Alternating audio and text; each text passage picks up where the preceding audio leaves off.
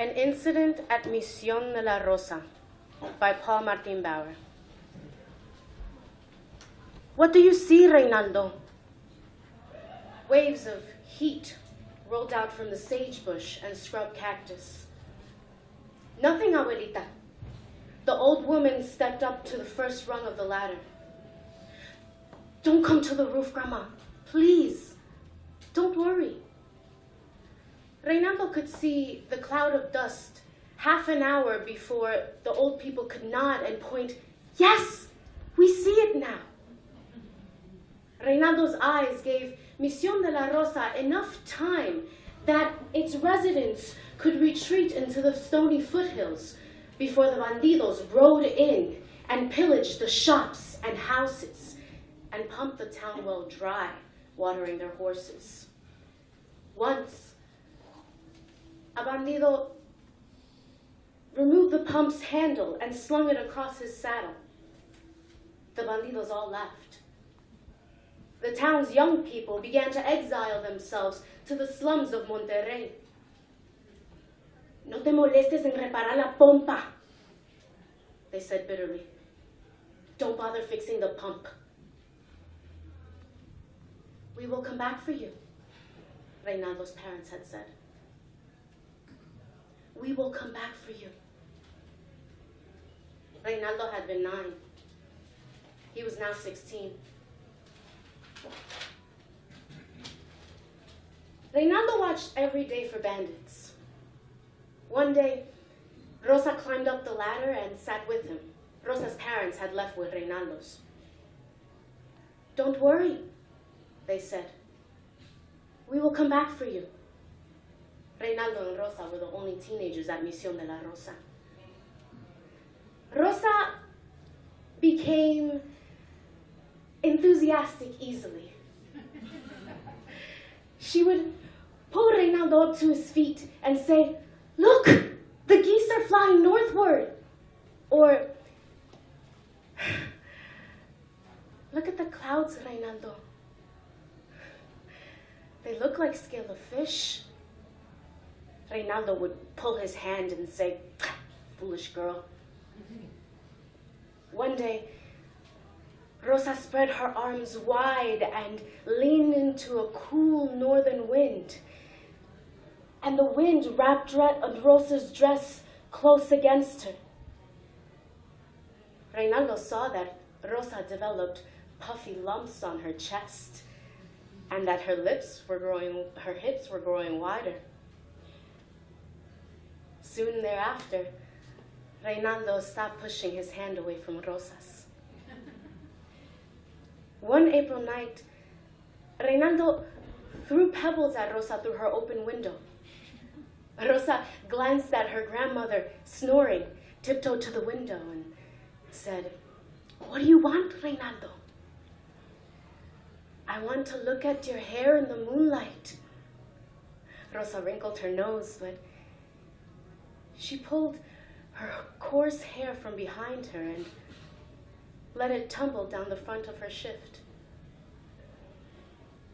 In June, Reynaldo said, "I would like to press my lips against yours." Rosa wrinkled her nose, but she pressed her lips against Reynaldo's, and Reynaldo felt her hummingbird heartbeat. In August, when stars tumbled and died every night, one after another, Reynaldo held up a shiny black stone. "Look, Rosita, it's an Apache arrowhead. It's made from black obsidian. Look at the sky." He held the stone next to her eyes. "Look at your eyes. And my stone. Look how they shine back the sky." He put the arrowhead in Rosa's hand. "Ow! Don't hold it so tightly, Rosita." Rosa wiped the ruby red droplets on the hem of her shift. One night, on Reynaldo's mother's birthday, Reynaldo looked at his feet and shook silently. Rosa sucked the tears from his long eyelashes. You miss your mama? He shook his head. Romantics and little boys, Rosa sighed, make poor liars. They held each other close with only the open window between them. One throbbing hot night, the town pump ran dry. Reynaldo and Rosa went to go fetch water up the creek. Look at the moon, boyfriend. The three-quarters moon rested among the dark branches of the cottonwoods lining the stream bed. Reynaldo lifted the sloshing buckets. The moon is pregnant, Reynaldo. When are you going to put a baby inside me? In 6 days, I will celebrate my quinceañera. I will be 15. You don't need a brat inside you. She punched his shoulder. Put a girl. Boys are cruel and boring.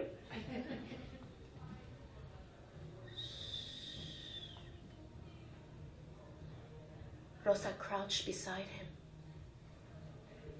Listen, Rosita. Bandidos? I don't think they would come at night.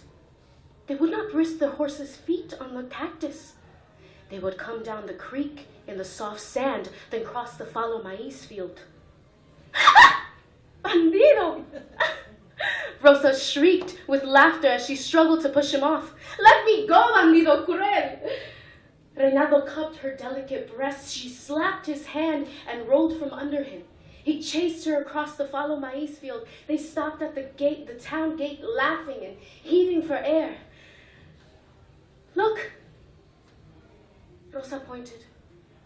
The northern horizon glowed orange.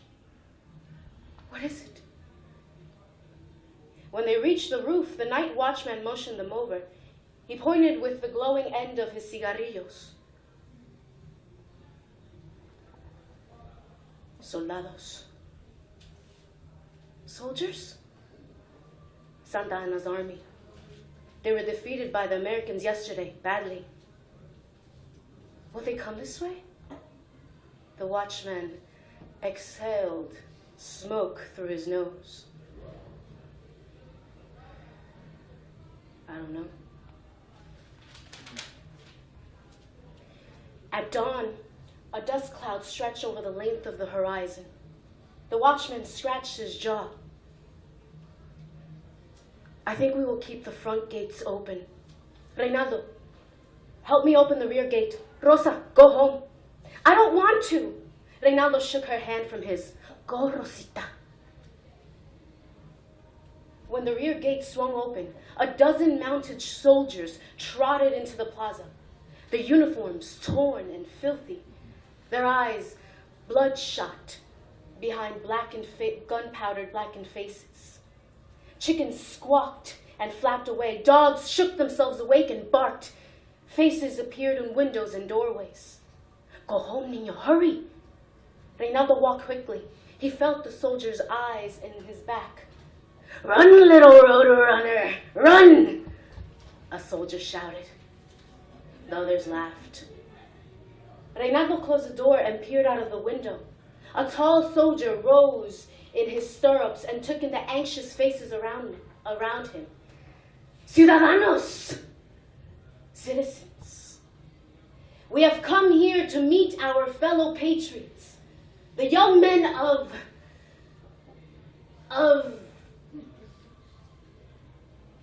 what is this wretched town called? This is Misión de la Rosa, the watchman said calmly. Citizens of Misión Dolorosa, citizens of sad mission. We are here to escort your patriotic young men to greet General Antonio de Padua, María Severiano López, Santa Ana y Pérez del Ladrón. The soldiers dismounted and began banging on the doors surrounding the plaza. If a door did not open quickly, a soldier kicked it until its hinges broke. Run, Reynaldo. Abuelita shoved Reynaldo toward the back of the tiny apartment. Reynaldo snatched out a gown, an outgrown shirt, and trousers from the old dresser and ran out the back door. Rosa's eyes were wide when Reynaldo climbed in the window. Stay inside. You too, Abuela. How did the soldiers get here? Up the creek across the maize field. The Abuela wrung her fingers. Will they hurt my Rosita? Rosa, give me the arrowhead. Reynaldo pulled Rosa's hair back and hacked at it with a sharp stone. Ay! What are you doing? Taking a boy. Rosa trembled as Reynaldo kicked the fallen hair under the bed. He held out an outgrown clothes and turned away. Put them on. When he turned back, Rosa was a thin boy with a delicate face. Rosa snatched the arrowhead. I will cut the throat of any soldier that tries to molest me. They will kill you. She put the stone to her cheek. I will ruin my face then. The soldier dragged Reynaldo into the blinding sunlight and shoved him up onto the tall soldier's horse. Another soldier pushed Rosa up behind him, but she fell roughly to the ground. Rosita! Oh, no. The tall soldier reached down cordially. Señorita. Rosa varnished the arrowhead. The soldier laughed. Rosa slashed the stone across her cheek. Bah! Crazy girl. The soldier turned his horse, opened the front gate. Outside the gate, Reynaldo looked back. Rosa stood on the roof, patting the blood and the tears from her cheek with the tail of Reynaldo's outgrown shirt. The horses broke into a trot, stirring up a cloud of dust. Reynaldo watched Misión de la Rosa fade behind. The soldiers urged the horses to gallop. And Misión de la Rosa disappeared. Thank you.